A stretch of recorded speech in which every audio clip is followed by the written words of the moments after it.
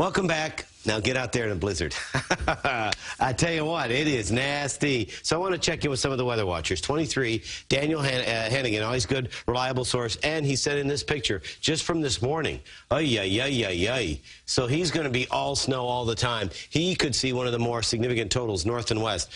28, this is Vincent. He's counting the days till spring. And it's starting to come down pretty quick. I got a kick out of this from Anthony because he's got 26. He already has some snow on the backyard there in Cedar Grove, but he has a question, and it's a key part of the equation. Temps dropping, changeover in Essex County, question mark. I don't think you're going to see a changeover. I think it's all snow for Essex County. If the changeover makes it all the way into Essex County, you're going to see the numbers come tumbling down, just like something came tumbling down over there just a second ago. So yeah, changeover, you know, a little bit of warmer air and some mixing for the island and the Jersey Shore will definitely bring those numbers down, but there's a trade-off. You're closer to some stronger winds. So clearly it's a big storm. It's going to be rough for the coast. Don't forget the morning and evening high tide cycles with the risk of flooding.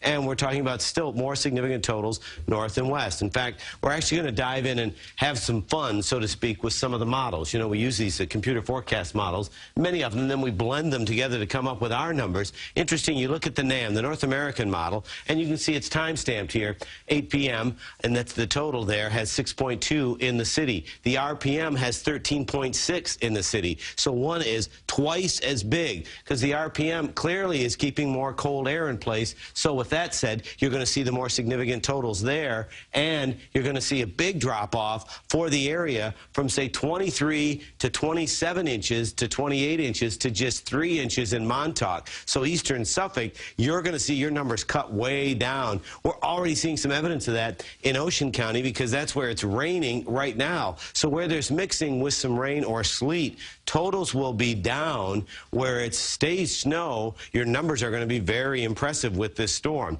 Small consolation, it's not like you get a ribbon with this, but that does kind of account for the change in stats and numbers around the area. So some darker blue there. We're going to see this band come through parts of Nassau into Brooklyn and into Suffolk County. That is really going to slow you down probably in the next half hour or so. That heads all the way out into Somerset County. You can see some more evidence of that all the way up into Westchester County. So yeah, this is where your snowfall rates are starting to intensify. Wind is too, so that's going to limit visibility. There's the evidence of mixing into parts of Ocean County. Always interesting when you see this, the radar at elevation picking up some warmer air, so that's going to tap down some totals in parts of North Ocean County as well. So it is really a fine line as far as coming up with the exact number from northwest all the way out east. But you can see this is a big storm. I mean, stretching all the way up into Canada and all the way down into Dixie and into Florida as well. Futurecast real quickly shows you that the mixing continues for Ocean County through 7:30. Obviously not a typical commute. This is very interesting models hinting at a little bit more icing with some rain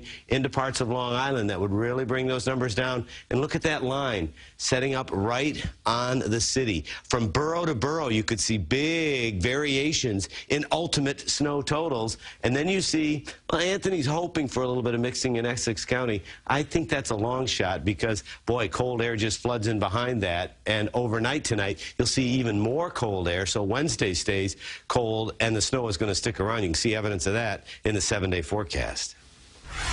So you go from a high of 32 today to just 30 tomorrow. It is going to be raw. Plus, any wind over snowpack just makes it feel, well, it's kind of an insult. Thursday, it's brighter, still chilly. Friday, more sun, but Friday night into Saturday, could see some mixed precipitation around the area. So